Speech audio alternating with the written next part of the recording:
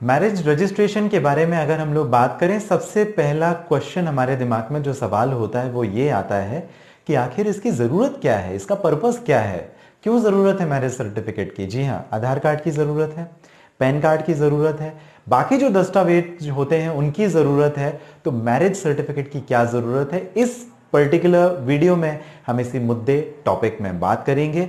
और इसके साथ साथ क्या कंडीशंस होती हैं, उन सारी कंडीशंस हिंदू मैरिज एक्ट के हिसाब से इस टॉपिक पर भी हम बात करेंगे। इसी वीडियो में नए हैं, आपको सब्सक्राइब करना है। ऑनलाइन लीगल एडवाइस आपका अपना चैनल है, आप शुरुआत कर रहे हैं अशोक पांडे के साथ। चलिए बात करते हैं पर्पस ऑफ मैरिज सर्टिफिकेट। इसके पहले की वीडियो नहीं देखे तो वो भी आप जरूर देखिएगा। मैंने आपको पूरा प्रोसीजर बताया, प्रक्रिया बताया, डॉक्यूमेंट्स क्या लगते हैं, सारी चीजें एक्सप्लेन की। इस पर्टिकुलर वीडियो में शुरुआत करेंगे हम लोग पर्पस से कि आखिर इसका उद्देश्य क्या है, क्यों इसकी जरूरत पड़ती है।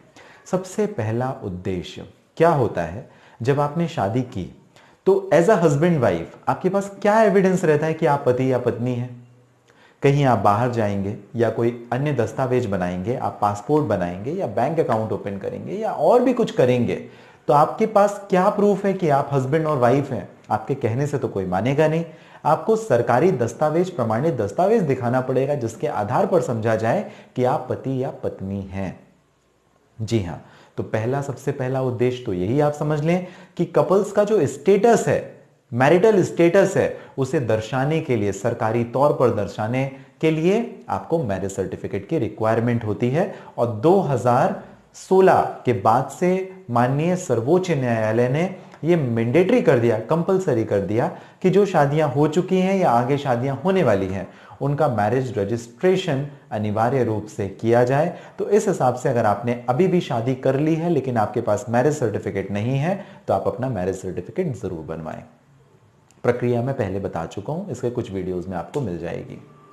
दूसरी महत्वपूर्ण बात कि जो एक डॉक्यूमेंट है वो आपका एक लीगल स्टेटस आपको दे देता है। अब आपको कोई प्रॉब्लम नहीं, अगर आपके पास मैरिज सर्टिफिकेट आ गया, कहीं पर भी, चाहे आपका आगे तलाक का मामला हो, जुडिशियल सेपरेशन का हो, RCR restitution of conjugal right का हो, मेंटेनेंस अगर आप अपने हस्बैंड से क्लेम करना चाहते हैं, बच्चे की चाइल्ड कस्टडी क्लेम करना चाहते हैं, बच्चे का एडमिशन कराना चाहते हैं, आप पासपोर्ट बनाना चाहते हैं, बैंक अकाउंट में एक नया अकाउंट बैंक में ओपन करना चाहते हैं, या किसी और पर्पस के लिए, जो आपका मिडिल नेम है, लड़कियों के लिए खासकर मिडिल नेम, आप पहले शर्मा थे अब आप मिश्रा हो गए, या कुछ और सरनेम आप चेंज करना चाहते हैं, आप अपना मिडिल या मिडिल नेम चेंज करना चाहते हैं, वो आप चेंज कर सकते हैं।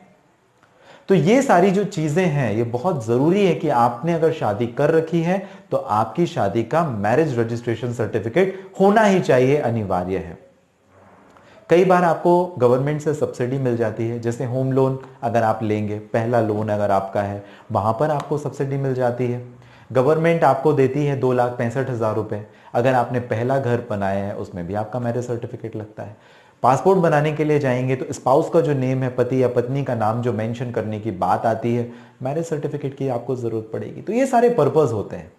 ये एक लीगल आइडेंटिटी तो है ही, लीगल एक दस्तावेज तो है ही, इसके पर्पस भी बहुत सारे हैं जो आपको विशेषता आगे आने वाले समय में तकलीफ ना हो, परेशानी ना हो, उससे बचाने के लिए भी होता है। तो आपने अगर शादी कर रखी है तो आपका शादी का रजिस्ट्रेशन होना चाहिए, आपके पास मैरिज सर्टिफिकेट होना चाहिए।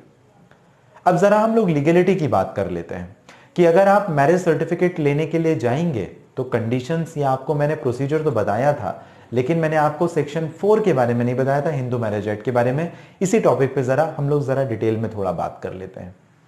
पहली बात, जब कभी भी आप शादी के रजिस्ट्रेशन के लिए जाएं तो आपकी शादी पहले नहीं होनी चाहिए, मतलब फर्स्ट मैरिज होनी चाहिए। अगर पहली शादी हो चुकी है तो आपका तलाक होना चाहिए, या पति पत्नी की डेथ हो जानी चाहिए, या किसी कॉम्पिटेंट कोर्ट ने आपकी शादी को नल एंड वॉइड किया हुआ होना चाहिए, या आपका पति 7 साल से मिला नहीं, आपके पास में डिक्री होनी चाहिए कोर्ट की।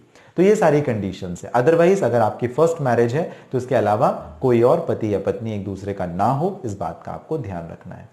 दूसरी महत्वपूर्ण बात यह है कि आप फिजिकली और मेंटली, आपकी कैपेसिटी होनी चाहिए जहां पर आप अपनी सैंक्शन दे सकें, आप अपनी इच्छा जब व्यक्त करें, जब आप अपना एफिडेविट दें तो वो शपथ पत्र सही होना चाहिए, वास्तविक होना चाहिए।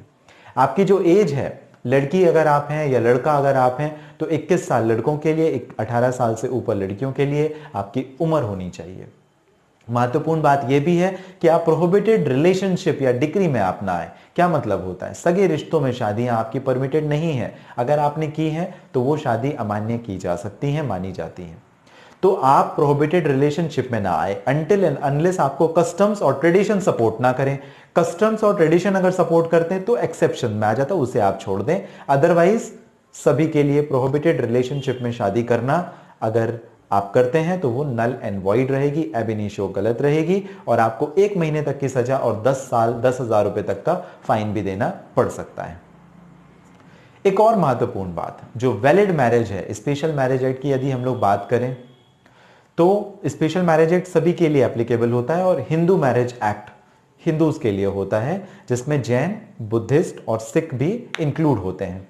तो ये मैंने आपको कंडीशंस बताई कि क्या कंडीशंस होनी चाहिए जब आप शादी का रजिस्ट्रेशन कराने के लिए जाएं तब, और पर्पस मैंने आपको बता दिया। बहुत काम की चीज है। आपका अगर शादी हो चुकी है अगर आपकी, तो आपका मैरिज का रजिस्ट्रेशन होना भी बहुत इंपॉर्टेंट है, आपके पास मैरिज सर्टिफिकेट होना बहुत इंपॉर्टेंट है। कोई प्रश्न करना चाहें कमेंट बॉक्स पे आप मेंशन कर सकते हैं। किसी प्रॉब्लम के लिए अगर बात करना चाहें, आपकी कोई पर्सनल प्रॉब्लम है, बात करना चाहें पर्सनली आप मुझे, तो आप इस वीडियो के डिस्क्रिप्शन से मेरा नंबर ले सकते हैं, अपॉइंटमेंट बुक करके बात कर सकते हैं। हमारी स्क्रीन में भी नंबर डिस्प्ले हो रहा होगा जहां से आप अपॉइंटमेंट बुक करके मुझे डायरेक्टली बात कर सकते हैं। आप सभी अपना ध्यान रखें, इसी कामना के साथ मिलते हैं अगले वीडियो में। तब तक के लिए आप सभी का बहुत धन्यवाद।